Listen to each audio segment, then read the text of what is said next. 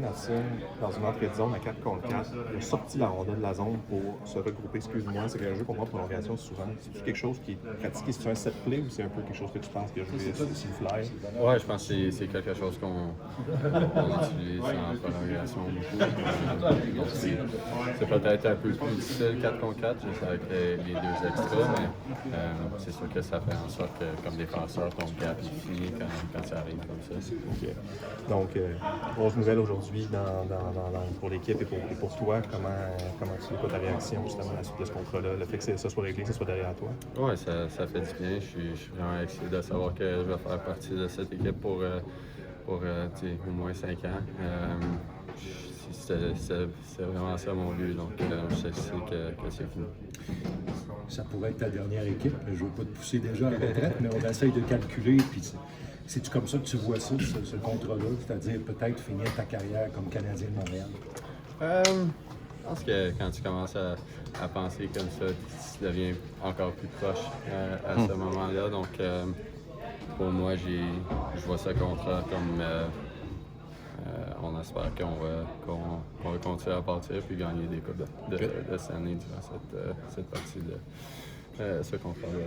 Qu'est-ce que tu aimes de Montréal qui t'a fait accepter rapidement cette offre-là? Tu aurais probablement pu avoir plus sur le marché des médias. Sur le marché des joueurs autonomes. Oui, c'est sûr. Je pense que je peux être honnête avec moi de savoir qu'il y a peut-être plus d'argent ailleurs, mais c'est pas ça mon priorité. C'est vraiment de faire partie de ce groupe-là. Je pense que la plus grande chose que je veux faire, c'est gagner. Puis je pense que je me donne le plus de chance de faire ça ici. Et en disant ça, je pense que la chose la plus importante, c'est aussi d'avoir aussi beaucoup d'argent possible pour l'équipe, de continuer à garder les gars qu'on a, puis peut-être avoir plus dans les années à venir. Donc ça, c'était important aussi.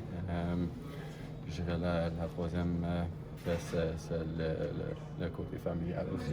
Fait que ça n'a pas été des négos compliqués, là, de ce qu'on comprend, ça s'est fait quand même assez rapidement. Non, je pense que de mon côté, je savais que je voulais pas tout prendre l'argent que je pouvais, donc je n'étais pas vraiment stressé. Je savais qu'il y avait au moins assez pour moi. Quand est-ce que ça pick up, les discussions, est-ce que ça s'est fait récemment ou ça a été comme un long processus? Ouais, c'est quand même vite. Je dirais que ça a pris 3-4 semaines. Je sais que c'était pas toi à la table de négociation nécessairement, mais c'est-tu particulier de négocier avec son ancien agent? Oui, bien, on s'est parlé, juste nous deux, des fois aussi. Donc, c'est sûr que, avec Phil, mon agent aussi, c'est vraiment. Je pense pas que c'est une négociation super difficile non plus. Je pense que les deux côtés voulaient trouver une façon de faire ça. Pourquoi Montréal dans ta carrière, excuse-moi Martin, pourquoi Montréal dans ta carrière c'est la bonne place pour toi?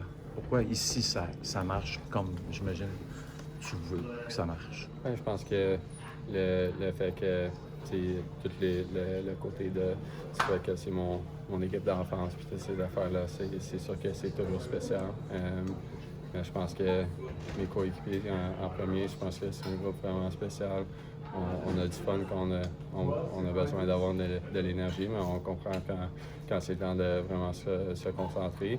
Je pense que tout le monde veut vraiment s'améliorer. Tu vois ça durant les pratiques, les gars qui sortent avant. Puis, c'est pas un ou deux gars, c'est vraiment tout le monde. Donc tout le monde veut vraiment pousser pour s'avancer. Puis le coaching staff aussi me donne beaucoup de confiance.